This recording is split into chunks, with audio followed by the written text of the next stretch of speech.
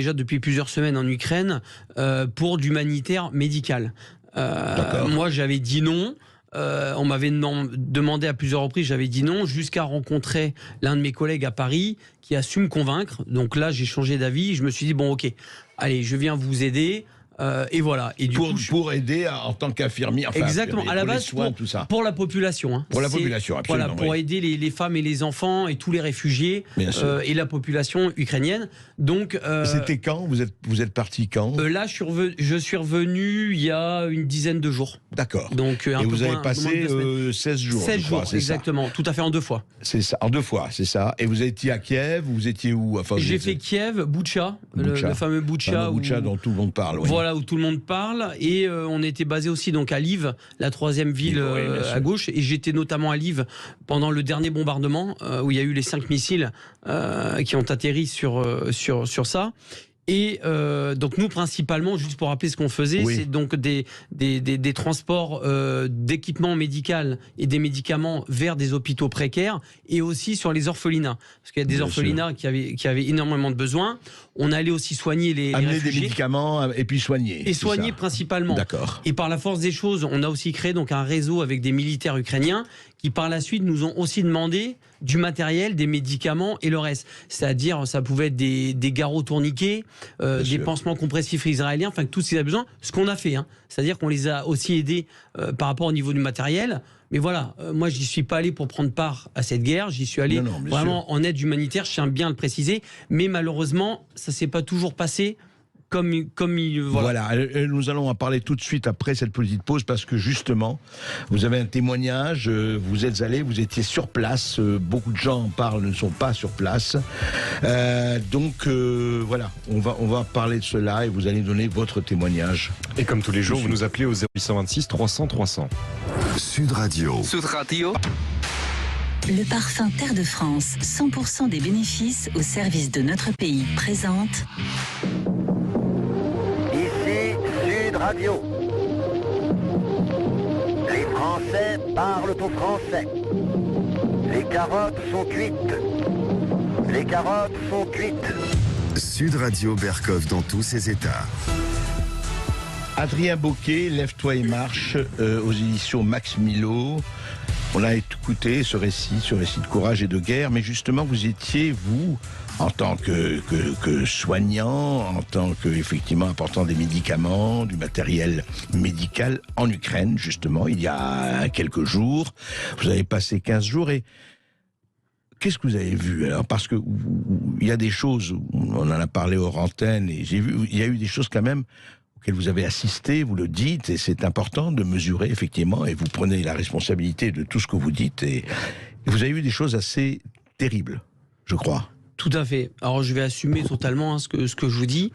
Moi, sur place, j'ai été témoin de crimes de guerre. J'ai vu beaucoup de crimes de guerre. Les seuls crimes de guerre que j'ai vus pendant les jours où j'étais sur place ont été perpétrés par des militaires ukrainiens.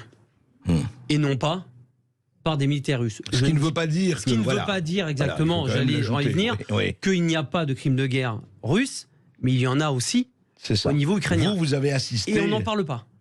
Ouais. C'est ça, moi. Quand je suis rentré en France, j'ai été extrêmement choqué, même des personnes qui sont invitées sur les plateaux télé à droite à gauche. 80% de ces personnes-là ne sont pas allées au moment où il y a la guerre et se permettent de parler, etc. Ça m'insupporte. Parce que entre ce que je vois et ce que j'entends sur les plateaux télé et ce que j'ai vu sur place, il y a une autoroute.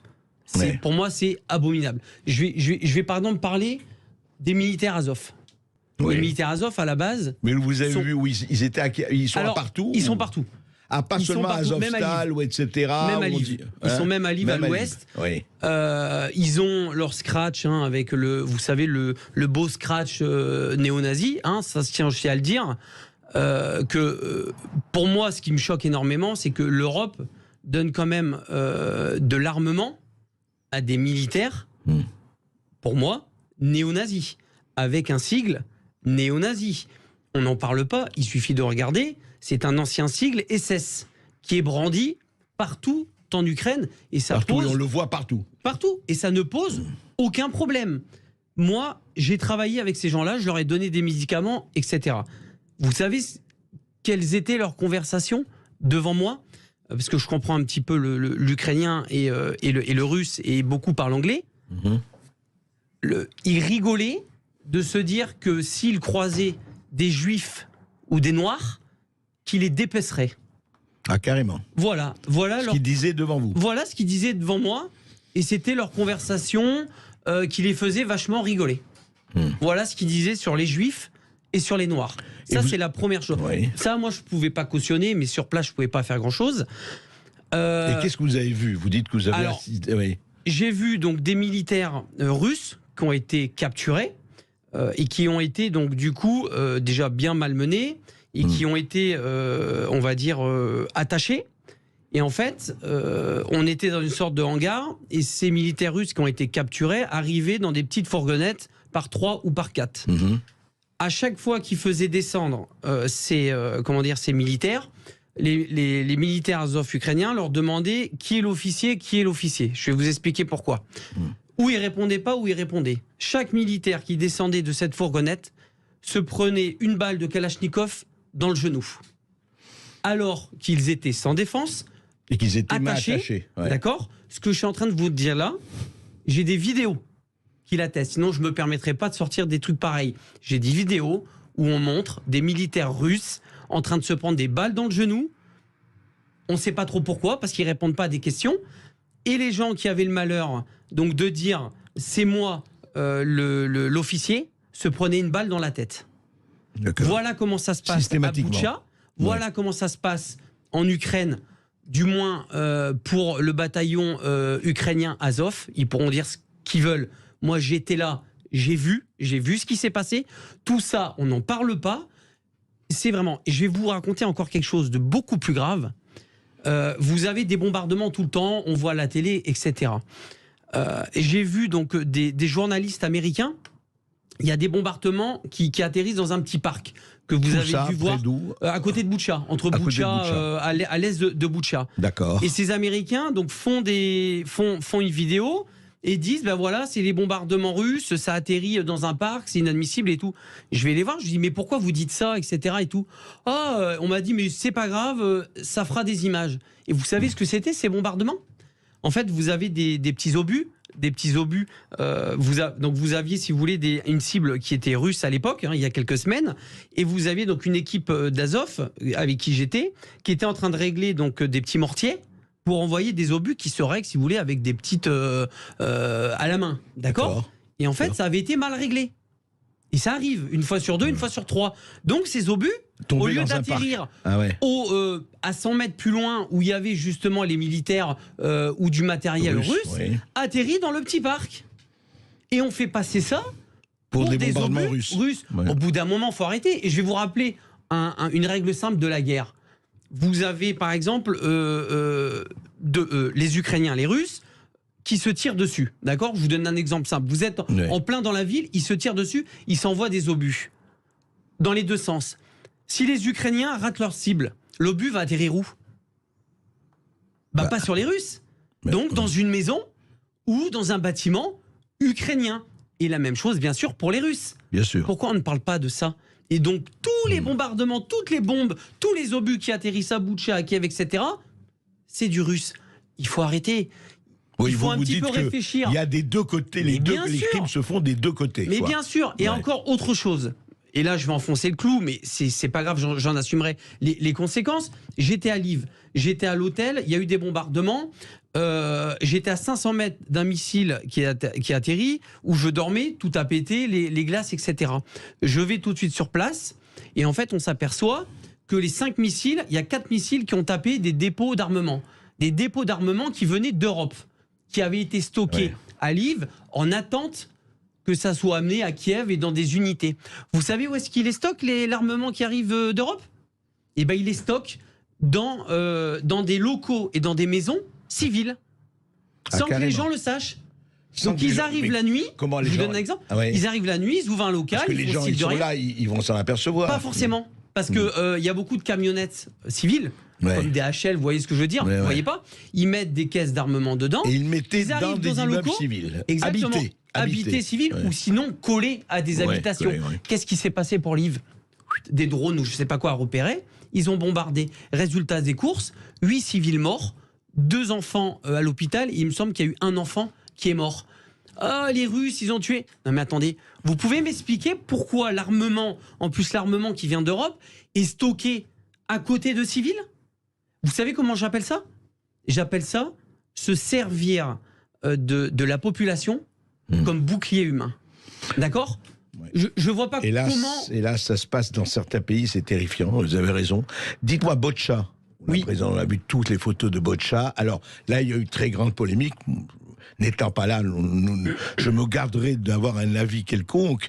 Alors, vous savez, il y a eu les cadavres, même Ursula von der Leyen, tout le monde est venu voir Tout à fait. le massacre des Russes. C'est du spectacle pour vous? C'était un spectacle. C'est-à-dire que... Non, mais Il y a des est-ce que cadavres c'est qui ont vrai été ou c'est laissés. pas vrai? C'est vrai, Oui. mais des cadavres ont été laissés volontairement. Même certains cadavres ont été déplacés pour que des images soient faites.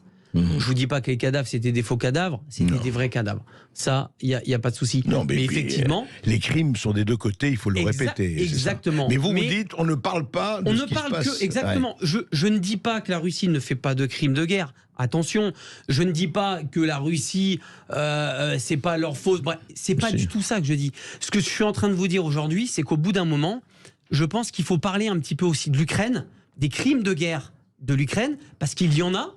Donc toutes les personnes qui sont sur les plateaux télé et qui disent l'inverse, je les invite à venir et à aller à Boutcha et d'aller sur place et d'aller voir ce qui s'y passe au lieu de parler là pour dans le vent. C'est insupportable. Et autre chose, je pense que les militaires Azov, il y a quand même des sacrées questions à se poser parce que je vous rappelle l'armement qu'on donne, c'est principalement à ces unités-là. Mais Azov n'est qu'une toute petite partie. Non. Alors, à la base, ils sont 5 000. On nous dit qu'Azov, c'est pas je vais vous grand-chose. expliquer. À la base, ils sont 5 000. Sauf qu'à côté de ça, vous avez des volontaires engagés, plus des volontaires de tout coin qui viennent. Donc, vous multipliez par 3 ou par 4. Donc, ils sont à peu près minimum 20 000. 20 000 pour l'Ukraine, c'est un bataillon qui est énorme, hein. Donc, et ils sont répartis un petit peu à droite à gauche, avec leur super logo néo-nazi dans toute l'Ukraine, ça dérange personne, et ils récupèrent des armes de l'Europe avec un sigle néo-nazi SS, et après vont commettre des crimes de guerre. Je vous le dis, moi j'ai été militaire. Quand je vois un jeune de 19 ans russe ou d'un autre pays qui se fait prendre 2 balles dans le genou, alors qu'il s'est rendu, qu'il a les mains attachées, et qui répond pas, on le laisse se vider de son sang, ça s'appelle un crime de guerre, ça. D'accord? J'ai des dizaines et des dizaines de vidéos qui prouvent ce que je suis en train de vous montrer de ces crimes de guerre. Sinon, je me permettrai pas de venir sur votre plateau et de sortir des trucs pareils. Voilà. Adrien Bocquet, vous avez vu, juste une question avant de donner la parole aux auditeurs, vous avez vu des étrangers, enfin des non-ukrainiens venir, des volontaires, je parle militaires, hein, des mercenaires. Il y a beaucoup de mercenaires français, américains, qui sont sur le sol ukrainien. Vous dites mercenaires ou moi, je dis mercenaires parce que vous avez... militants? Parce qu'il y a peut-être des militants qui viennent par conviction. Les deux. Les deux, mais moi, j'ai vu surtout des groupements mercenaires, donc des groupements autonomes. C'est-à-dire que vous pouvez avoir 5-6 mercenaires américains, français, qui sont ensemble, qui ont des armes que l'Ukraine leur donne avec des autorisations.